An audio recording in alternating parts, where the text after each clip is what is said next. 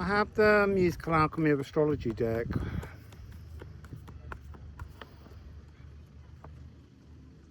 It's really interesting. I'm over warm. Since arriving in Wassail last night, my whole body temperature dropped. I picked up a message of how we all might experience cold at the moment. As the old timeline falls away, somehow the soot, the alchemical frequency of breaking everything down to rebirth or to birth, brings about a drop in temperature, and now I'm feeling really warm since singing. I can't believe that this is here in Morocco. Although there are cromlech stone circles, there are dolmen, menhirs, they're all over the world. 40% of them, as I've said earlier, are in Korea. I don't want any of those because I'm not quite concentrating. The warmth that's coming now, I could not warm up last night. I even asked the moon to make me warm. I'm sitting, here is part of the other column. I'm sitting among the broken fragments, and it's interesting because it showed me moon in Capricorn, and I said I'm not looking at it. But that's almost broken fragments now. It's time that we let go. So the energy that's coming across here, Trine and Leo, it's interesting because Leo is the home of the sun. And ultimately this all goes back to our grander, more profoundly, spiritually divine self being wired through the sun. Sorry, I'm picking up an energy. I'm being asked to remind you to look in your charts at what you have in air signs. There's something here about Pluto now being in air and Pluto trining Gemini and Libra, because we are in, I feel like it's getting really windy. We are now in air, so it's really important to observe how, remember, air is the edit suite. It's how we transform our world. It's interesting. It's a lot of wind. I've been picking up a lot of energy of people saying, like a leopard can't change its spots. And that's just an excuse for not trying. It's just an excuse for not trying, for not moving forwards. We can change everything, but we have to engage to make those changes. So this shining of the heart, incubating, there's no rush. I mean, there is for me always. It's just an energy that wants to come through. There's no rush. It's funny how I kind of expected, I want to say fireworks, but when I was singing to the stone, it was like all the energies around the edge were acting as fireworks. There's something of the sleeping giant being awoken. The sleeping giant is our divinity. It's almost like there was an unintended consequence to the devotional activity of those that built this monument. See, and that's got the wind shifting even the screen. So let's see what else comes through.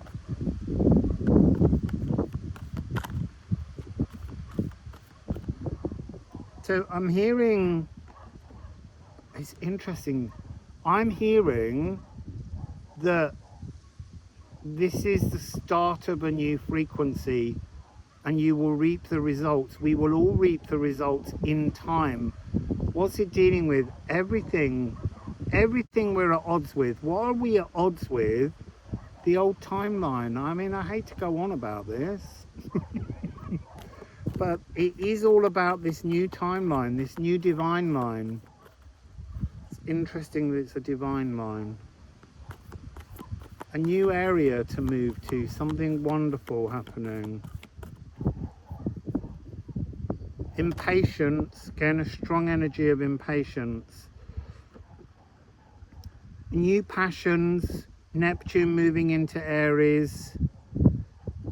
This is also fascinating. With Hygeia and Spirit, there is a sense that we have to let go of the old biome, of all the old things, all the old times, because the biome holds us in the linear time. So if we want to shift, we have to change the biome. How do you change the biome? Well, change your diet. You can use fasting. Fasting's been coming across as a very strong energy. And there's a white butterfly over there. Yeah, so fasting will change things. It will allow you, I'm going to say it again. Have you tried turning it off and turning it back on again? It's like a reset. Resetting the frequencies, transforming something. I'm going to just lean into the stones shortly and go for another wander around them. I just wanted to get a few cards in. I've been so excited to come here. And look, truly, thank you everyone who helps me, because you are making me realise that this abundance timeline is actually forming around me. So, thank you. Earth. It's pragmatic physical truths, basking in applause. It's like, so what are you waiting for is what's coming across. What are you waiting for? It's done. So whatever it is you've been trying to achieve, stop expecting a kind of finish line. Put the finish line in the past. That's interesting. After the applause, just move forwards. You've done it. We've done it. And now we have to bask in that energy that happens after the gig, after the concert. And that's a special magical frequency. It really is. Wassail, beautiful people. I know you just watched another bit, but I didn't say wassail. So, what's going on? There's a lot of really big energies going on, and it is literally like day to day, it's like old timeline, new timeline, old timeline, new timeline, and it just keeps moving backwards and forwards. And each time it switches, somehow the differences are becoming more entrenched, more obvious. So I've been in a really gorgeous, abundant energy, and then that sense of the abundance was kind of like a carpet being pulled out from underneath me. And I would say that ordinarily, having no money at all, I've got about $200. Actually, I've got less than that.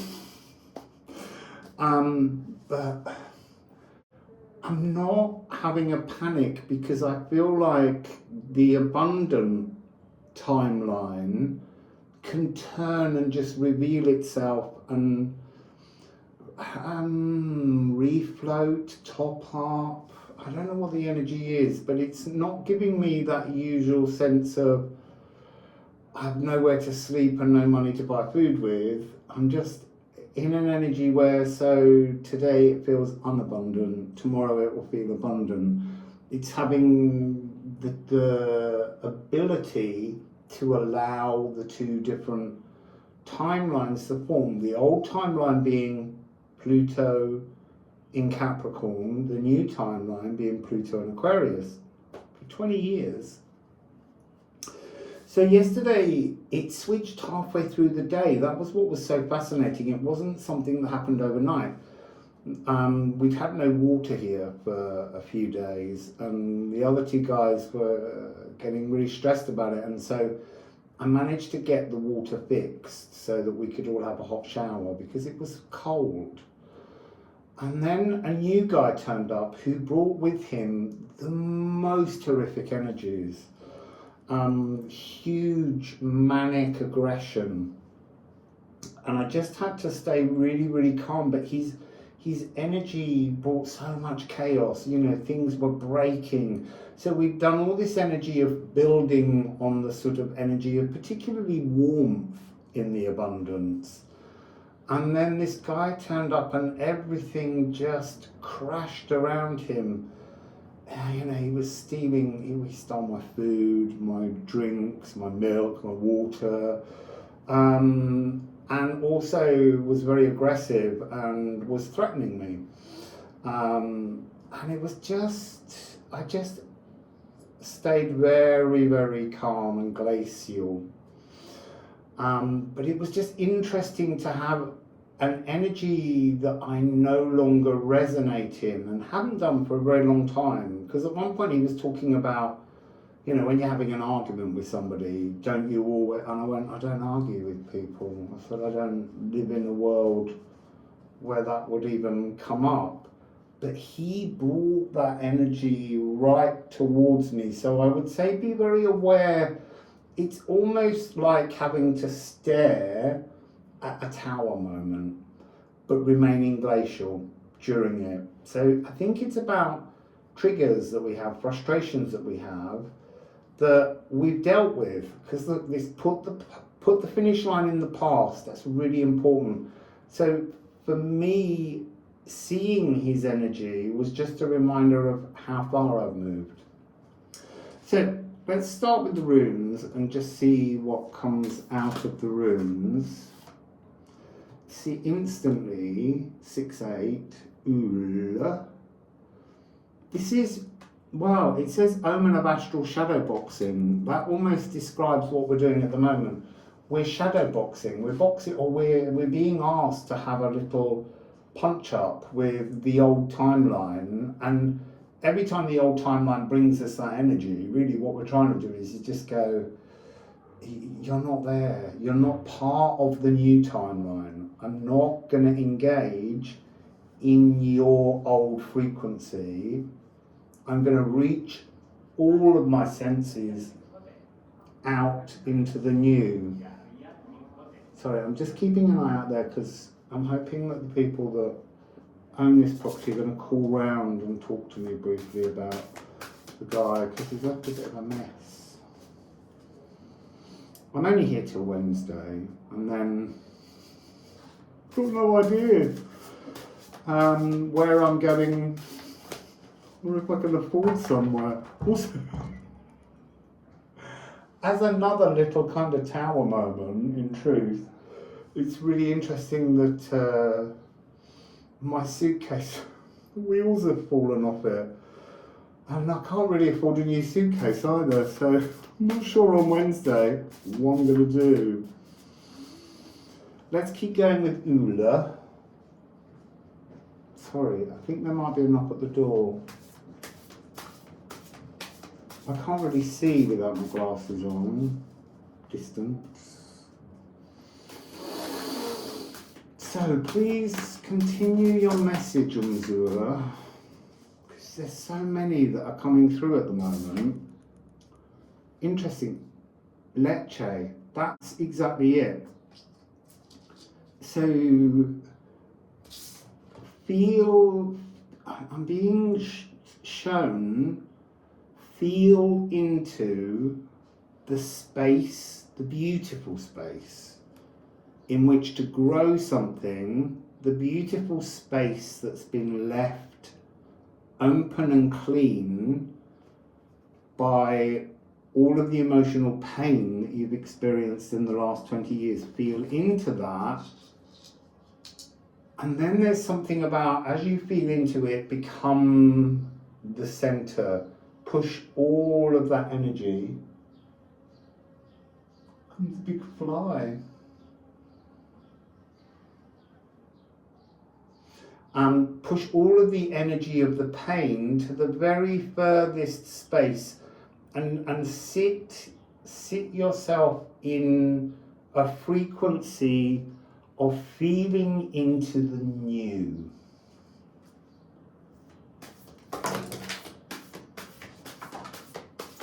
We've got some on the floor.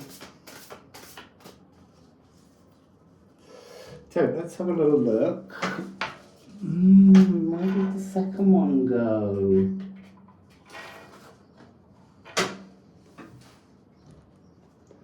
I've got Feor.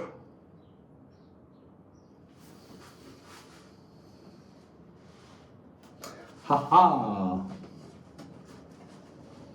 And man. 2030. I feel like that's got something to do with a date in 5 years' time. My God, the idea of it being 2030. So, this is an energy that's been transforming recently. The card always talks about, you have to remember that you are an individual starling in the global murmuration. But there's something in this energy about this moment when we need to, I want to say, leave that old murmuration, that collective flying of birds in unison, the starlings. You've got to kind of wake up from that mesmeric energy that's just been kind of carrying you along. Look, I'm not saying that the collective isn't important, but before you can be part of the new collective that's forming, you have to recognize your individuality from within the old collective, which has become a very heavy energy of decay. So separate and then fly on the aether is what's coming through. Fly on the aether. Fly. There's the fly. It's just appeared.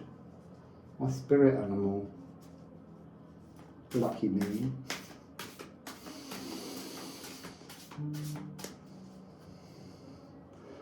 So let's just see if there's one more rune. There it is.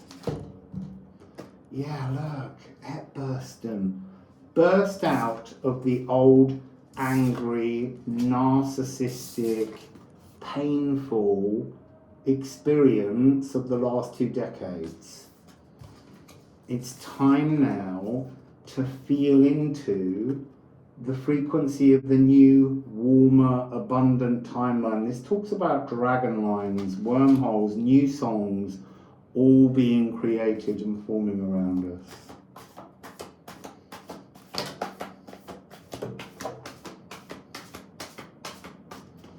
So, Neptune, 30th of the 3rd is when Neptune will enter Aries. That came up slightly. It was in the reading, it wasn't yesterday, it was in the reading at Mzoura. Aries came up to remind us. And then Chariklo's coming across in many different ways. So first of all, she's coming across as parceling up, locking, closing down, putting a new boundary over the old. And then she's coming across as being the person who will create the new shamanic experiences, soothing neural networks. This is the nervous system, livers and kidneys and spleen. So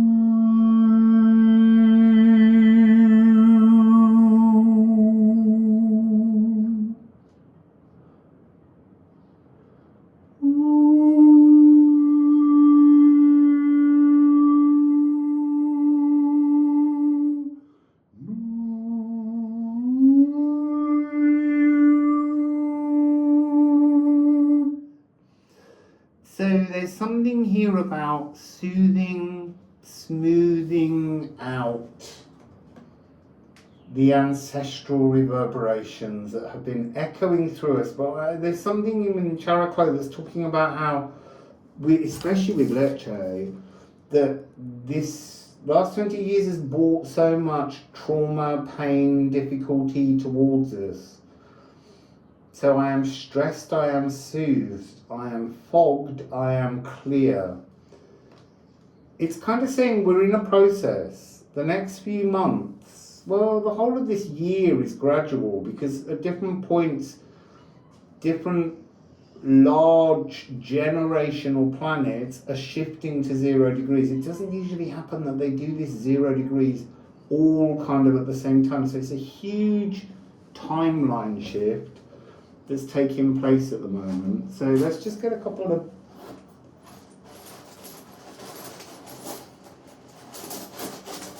runes.